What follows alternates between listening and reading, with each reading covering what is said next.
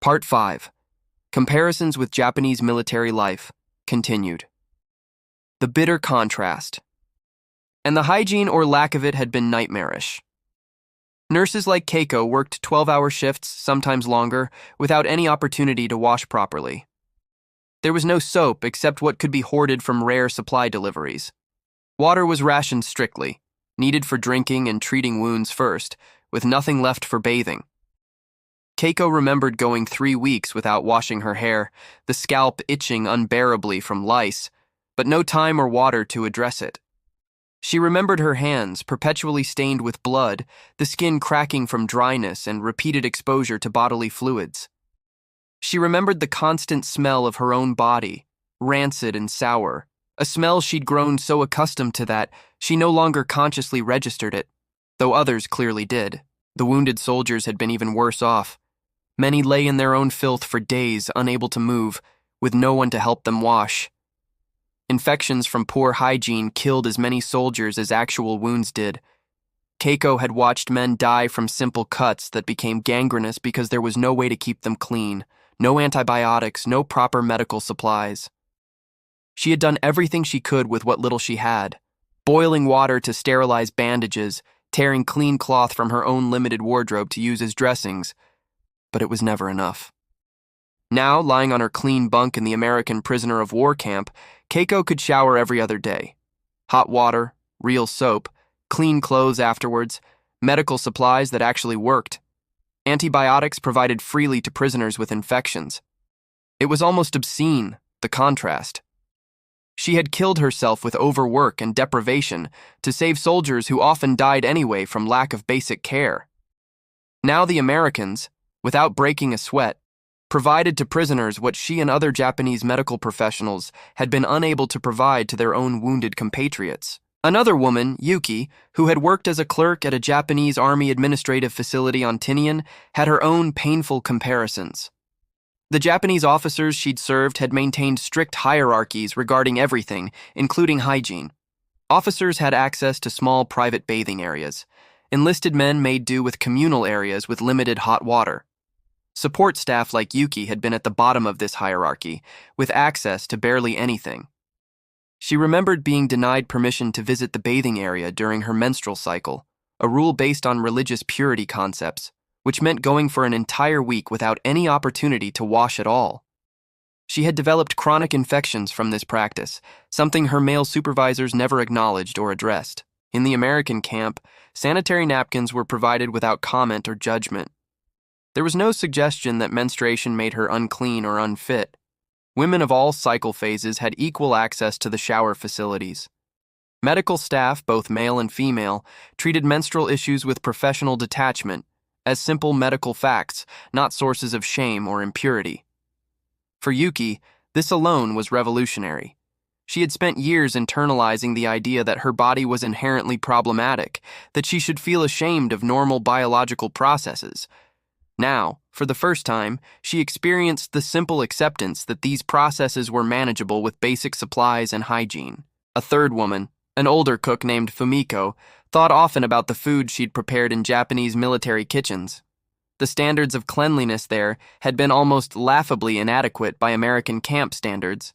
Fumiko had worked in field kitchens where clean water for washing produce was scarce, where insects contaminated stored food constantly, where there was no refrigeration and no real understanding of food safety. Soldiers often fell ill from the food itself, though this was attributed to weak constitution or bad luck rather than poor food preparation. She had done her best, but her best had been constrained by a system that didn't prioritize hygiene. In the American camp, the kitchen was immaculate. Food was prepared on clean surfaces, with food handlers washing their hands regularly. There was actual refrigeration for perishables. Produce was washed thoroughly before cooking. The result, cases of food poisoning were virtually non-existent, and the prisoners ate better than the soldiers Fumiko had once served. The food was simple, nothing fancy or special, but it was nutritious and clean. No one fell ill from dysentery or food-related diseases. It was such a basic thing, but it represented a fundamental difference in how the two militaries valued the lives under their command. These comparisons, though individually small, accumulated in the women's minds like water building behind a dam. Each observation added pressure, forcing them to confront an increasingly undeniable reality. The Americans, their enemy, their captors, treated prisoners better than the Japanese military had treated its own soldiers and support staff. Some women tried to rationalize this away. They told themselves that American abundance made such treatment possible, that Americans could afford waste and luxury because they had vast resources, not because they had superior values. This explanation preserved a sense of Japanese superiority while acknowledging American material advantage. Japan was spiritually superior, they told themselves, but materially poor. America was materially rich, but spiritually bankrupt. The narrative worked, barely, if they didn't examine it too closely. But not everyone could maintain this fiction.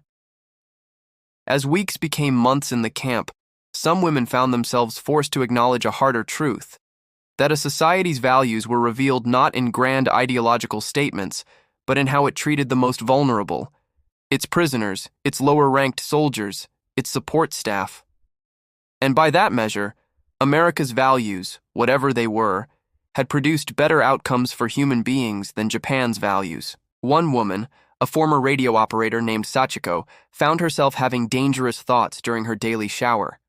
Standing under the hot water, using the excellent soap, she would think, "The Americans do this even though we are their enemies.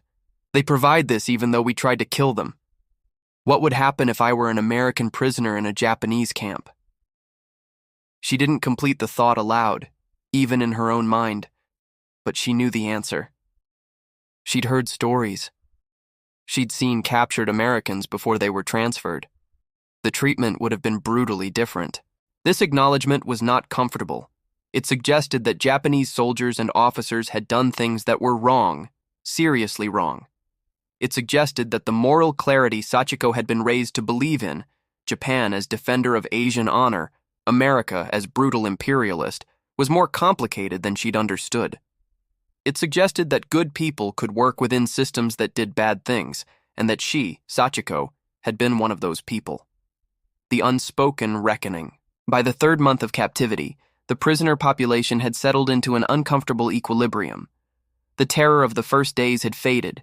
Most women were no longer convinced the Americans planned to kill them, but this realization brought its own kind of distress.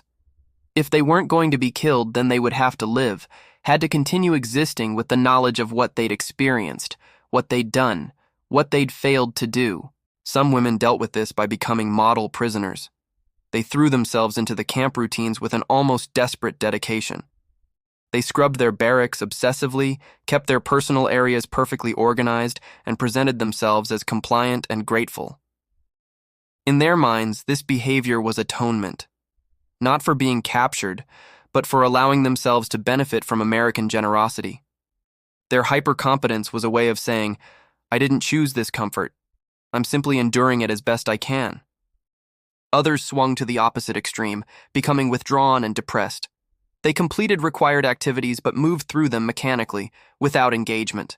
They bathed because they had to, ate meals because they had to, slept because they had to. But inside, they were retreating, unwilling to fully accept their new circumstances, unable to reconcile the kindness of their treatment with their identity as defeated enemies. Some of these women would remain in this state for months, even after the war ended and they were eventually repatriated. A third group, smaller but perhaps more significant, began to ask questions. Not out loud, not to authorities, but among themselves. What did it mean that the Americans could provide hot water to thousands of prisoners? What did it mean that they had refrigerated food storage, industrial washing machines, and adequate medical supplies? These weren't questions about America's military capability that had been obvious from the outcome of the war. They were questions about America's economic system, its social organization, its fundamental values. A woman named Tomo, who had been educated in Tokyo and spoke some English learned before the war, began cautiously sharing observations with a small group of trusted friends. She explained, in whispers, during free time in the barracks, what she'd gathered from overheard conversations and her fragmentary understanding of English. "The Americans have abundance," she said, Not just for soldiers or officers, but for everyone, even prisoners, even us. I think perhaps in America, many people have access to hot water and soap and clean clothes. I think perhaps this is normal for them, not luxury. The idea seemed almost incomprehensible. How could a whole society have access to things that seemed like luxury? In Japan, even in peacetime, there were significant gaps between rich and poor. Hot water was not something available to everyone. Soap was still somewhat precious. Clean clothes were valued. But Tomo was suggesting that in America, these things were so common they weren't even considered special, that they were provided even to prisoners, without calculation or thought. One of Tomo's listeners, a woman named Haruka who had worked in a textile factory before the war, asked quietly, "If they have so much, why did they attack us? Why did the war happen at all? If Americans are so rich, why fight with poor Japanese?" It was the question that, once asked, couldn't be unasked. The official Japanese narrative had been that America was a decadent, materialistic society driven by greed and imperial ambition. But if America was materially rich, and that material richness extended even to prisoners, then perhaps the narrative needed revision. Perhaps America hadn't attacked Japan out of greed, but out of some other motivation. Perhaps the war itself had been a mistake, a tragic miscalculation by Japanese leaders who had misunderstood their enemy's capabilities and character. These were dangerous thoughts, treasonous even, in a society that had trained its people to see the war as a righteous struggle. But they were thoughts that, once begun, spread like water finding cracks in stone. They couldn't be stopped. They could only be managed, contained, pushed down into the unconscious, where they would fester and work, changing how women understood the world, even if they never consciously acknowledged the change. The question of complicity. As autumn turned to winter in their island camp, the seasons marked primarily by changes in rainfall rather than temperature, some of the women began to grapple with a different kind of reckoning. They had been complicit in various ways with the Japanese military machine.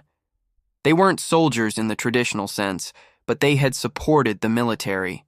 They had enabled it. The nurses had kept wounded soldiers alive so they could return to fight. The clerks had processed paperwork, maintained records, made the bureaucracy function. The cooks had fed the troops. The laundresses had maintained uniforms. None of this was unusual or wrong necessarily. Support staff was essential to any military. But now, with the clarity that came from being on the losing side, women began to question what they had been supporting. What was the Japanese military actually doing? What were its values? What had it cost? A woman named Chio, who had been a laundress, remembered washing clothes for officers who would talk casually about cleaning up territories, about removing populations, about bringing lesser peoples under Japanese control for their own good. She had absorbed their language, their assumptions, their casual racism without really thinking about it. But now, being treated with basic dignity by American guards and medical staff, people who by Japanese propaganda should have been monsters but who were demonstrably not, she found herself wondering, what if the Japanese military propaganda had been wrong about other things too? What if the racism, the aggression, the brutality that had seemed normal and justified had actually been wrong? This question, once entertained, led to a cascade of others. What had happened to the territories Japan had cleaned up? What had become of the peoples Japan had tried to incorporate into its empire? Had it all been as justified as Japanese propaganda claimed? Or had Japanese soldiers done terrible things, things that would be hard to justify, things that might make them complicit in crimes they'd never fully understood? These were thoughts that many women couldn't fully articulate, even to themselves. Admitting them felt like admitting that everything they'd believed in had been wrong. And yet, the evidence was right there, undeniable. They were being treated better by their enemy than they'd ever been treated by their own military. What could that possibly mean, except that the moral framework they'd been given was fundamentally inverted? Some women, unable to bear this cognitive dissonance, coped by compartmentalizing. In the daytime, they accepted the reality of American kindness and efficiency. But at night, they retreated into their old beliefs, telling themselves that it was all temporary, that once they were released they would return to Japan and the propaganda would make sense again. They clung to the fantasy that the real Japan, the true Japan, was everything they'd been taught, pure, righteous, and ultimately victorious in spirit, even if defeated in material terms. But others, and their numbers were growing, were not able to maintain this compartmentalization. Once doubt had entered, it couldn't be completely expelled. These women would carry their changed understanding back to Japan with them. They would be among the small but significant population of returned prisoners and soldiers who began to ask questions about what Japan had actually been doing in the war. They would be part of the process, slow and painful, of Japan confronting its own history and actions during the war years. Part 6. The Weight of Transformation. Small Moments of Grace. By the 4th month of imprisonment, something subtle but profound had shifted in the daily experience of the prisoners. The shock had worn off. The fear had diminished. In its place was a kind of resigned normalcy, broken occasionally by moments of unexpected grace. One such moment occurred during a particularly difficult afternoon when several prisoners had learned, through rumors that filtered through the camp, that their families in Japan had likely been killed in air raids. 3 women, Noriko, Akane, and Yoshi, sat together after learning this news, unable to cry, unable to do anything but sit in a state of numb shock. Their homes, their families, possibly gone. And they were here, in this camp, alive but separated from everything they'd known, able to do nothing about it. A female American guard named Margaret, who had been working in the camp for several weeks and had become somewhat familiar to the prisoners, noticed the 3 women sitting motionless on their bunk. She didn't speak much Japanese, but she recognized grief when she saw it. She disappeared for a while and came back with extra portions of food. Not luxuries exactly, but slightly better cuts of meat, fresher vegetables. She placed them silently in front of the 3 women.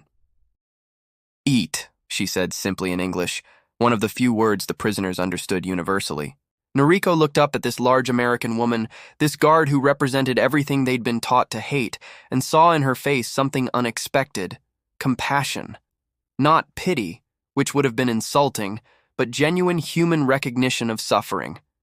Margaret left them to eat, and as they consumed the food, good food, wholesome food, something shifted in the prisoners' hearts.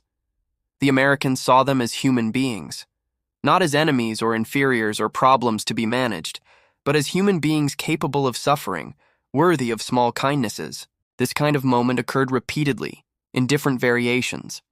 An American medic who sat patiently with a young prisoner who was sick, checking on her several times a day even though it wasn't strictly necessary. A guard who, seeing a woman struggling to carry water, wordlessly took the bucket and carried it for her. A cook who occasionally snuck extra portions to prisoners who looked particularly thin. Each individual act was small, but collectively they built a picture of a culture that had a different relationship to kindness than anything the prisoners had known. In Japanese military culture, kindness, if shown at all, was usually provided in a way that emphasized hierarchy and obligation. A superior officer might show kindness to subordinates, but it was performed in a context of power and authority. It was something given from a position of dominance, something that reinforced the hierarchy rather than transcending it. The kindness the prisoners experienced from American guards and staff, by contrast, seemed to carry no such baggage. It was offered person to person, without pretense or hierarchy.